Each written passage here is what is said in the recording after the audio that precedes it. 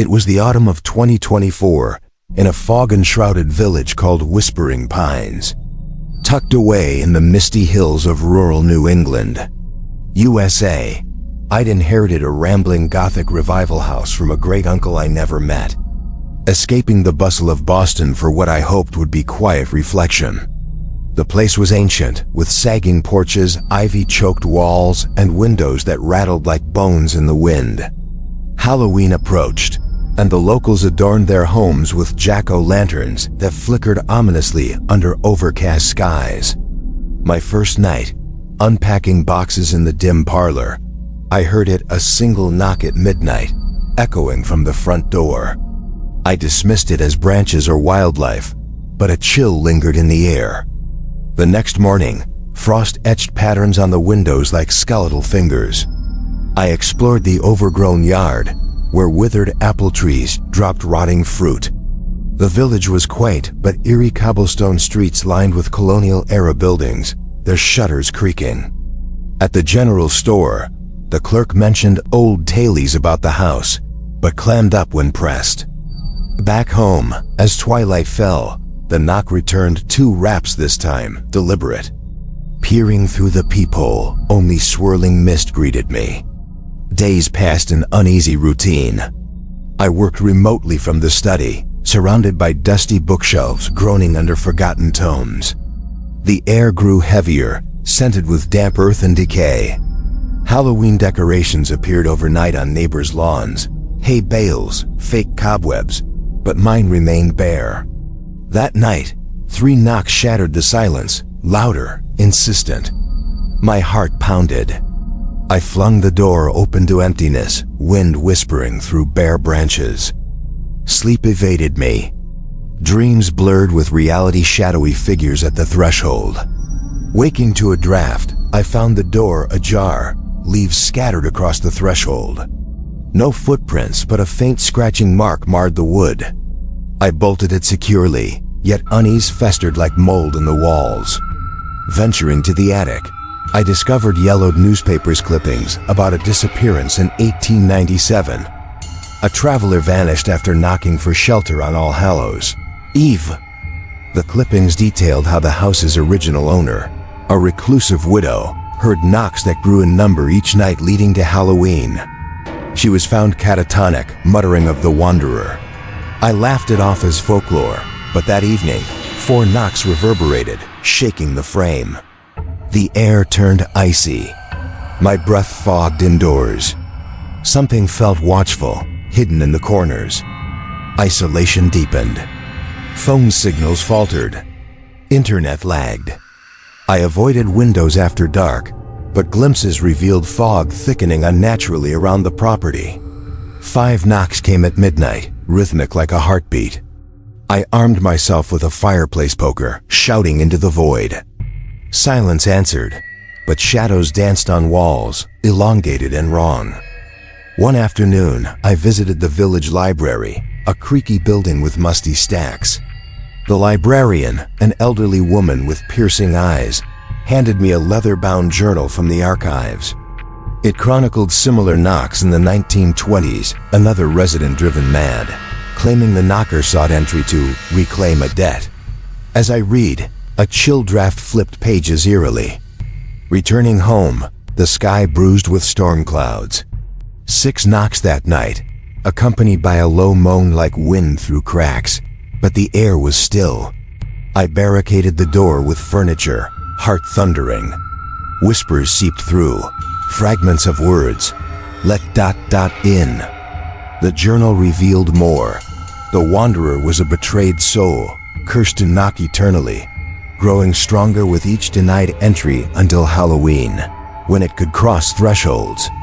Paranoia mounted. I nailed boards over windows. 7 knocks echoed, splintering wood slightly. The house groaned in sympathy, floors creaking without footsteps. Nights blurred into dread.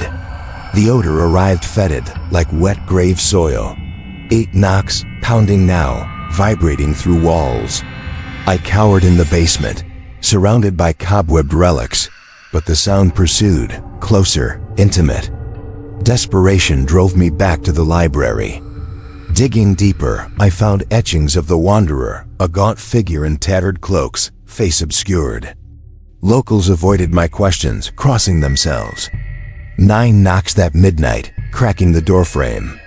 A sliver of darkness visible through the split, inhaling like a breath. The whispers clarified, your blood ... owes. My great-uncle's lineage tied to the betrayal, an ancestor who locked out the traveler during a blizzard, dooming him. 10 knocks, relentless, the door buckling.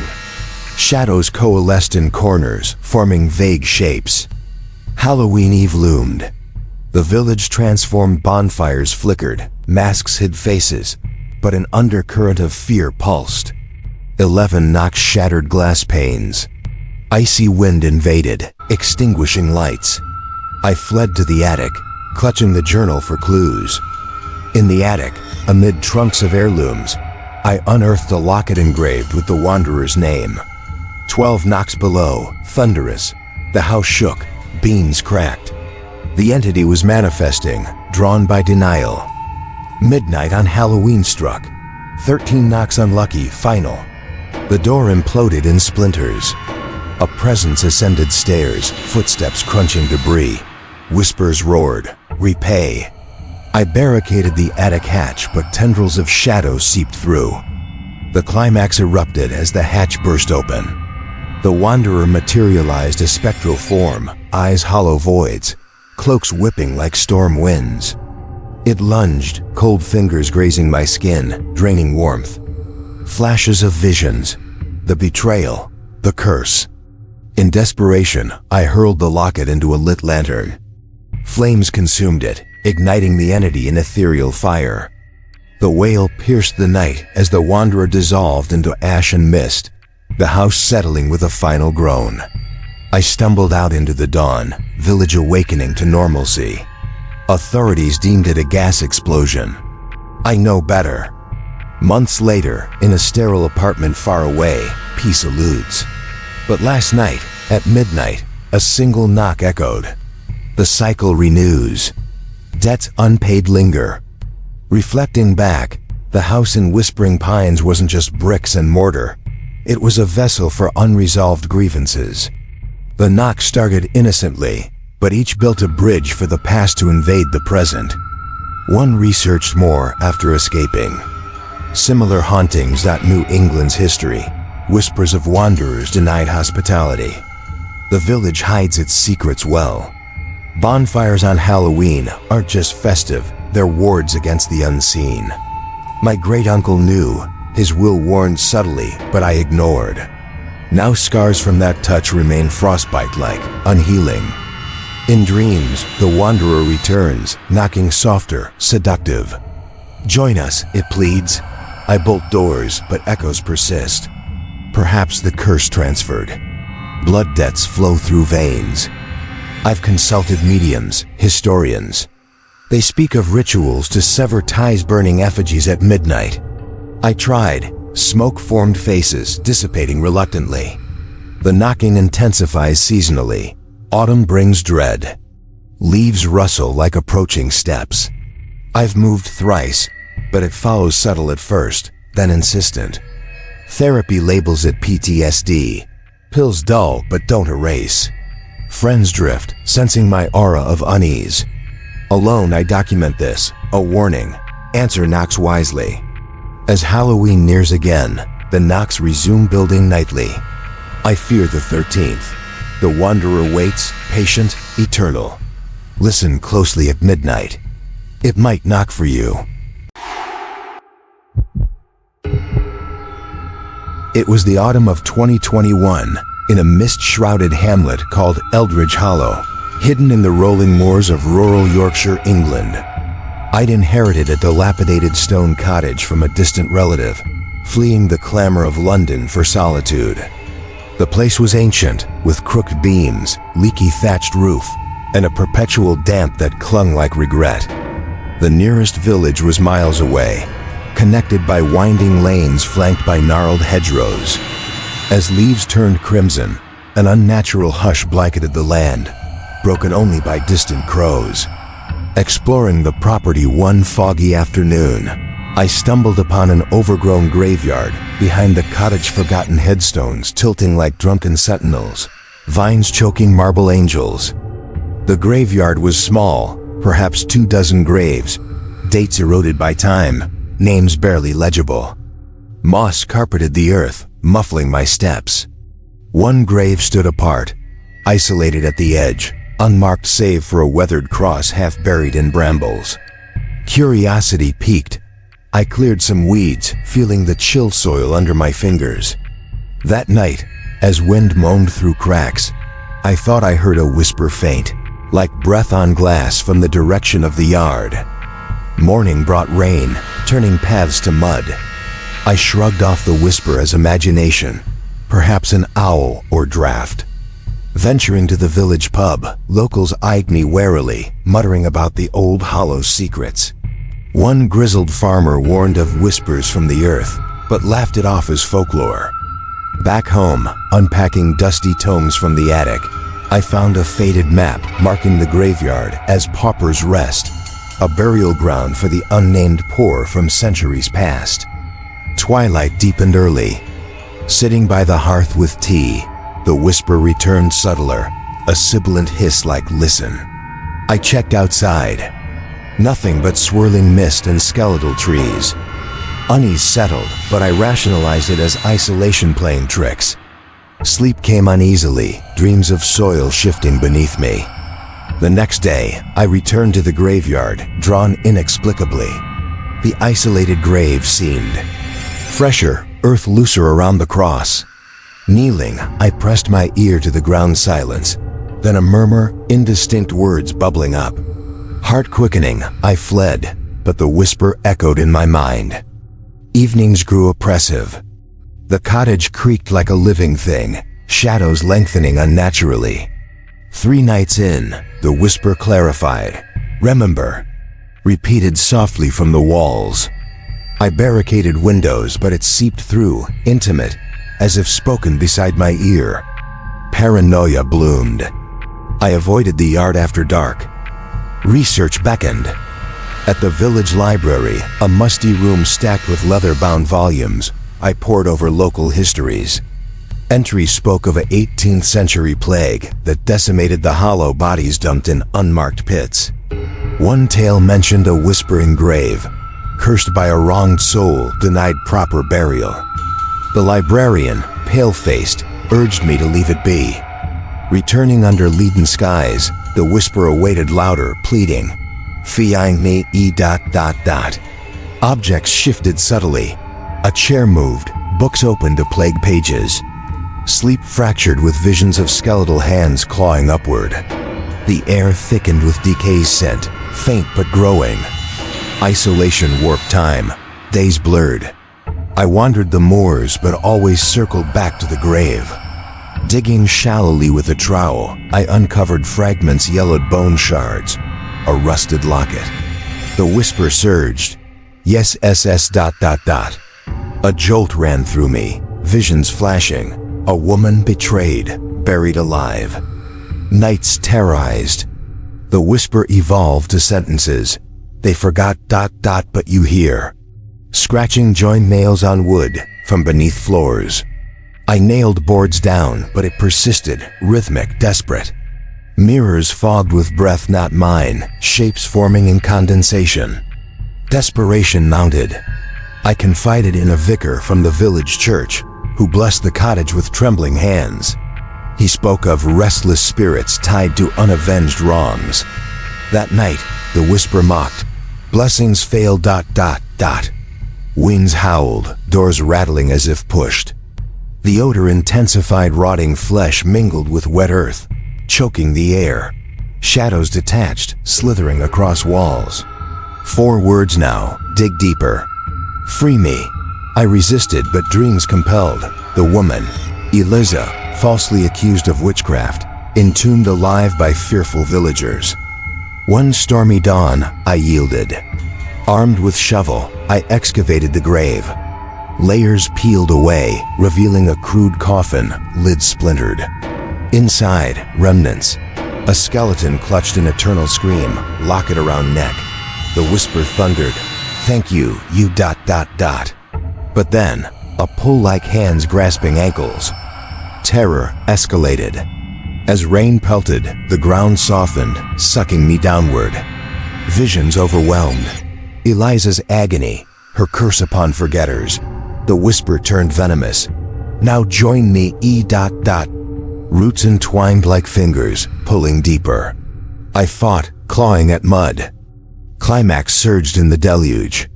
The skeleton animated, bones rattling upward, eye sockets glowing with unearthly light. It lunged, bony fingers around my throat, whispering accusations. In panic, I smashed the locket with the shovel. A shriek pierced the storm as the form crumbled to dust. I scrambled free, collapsing as the grave collapsed inward, swallowing remnants. The cottage loomed silent now, whispers ceased. Villagers found me mud-caked, babbling. They nodded knowingly, sealing the site with wards. I fled to the city, but scars remain whispers in wind, dreams of burial. Years later, in a bustling Manchester flat, normalcy feigns. But autumn brings echoes, faint murmurs from vents. Remember, I avoid graveyards, but last week, unpacking an old box, the locket reappeared, intact, warm. The cycle whispers anew. Reflecting, Eldridge Hollow wasn't just land, it harbored grudges, whispers bridging eras. The forgotten grave wasn't empty. It waited for listeners. Historians dismiss as myth, but I know. Deny the past, and it buries you.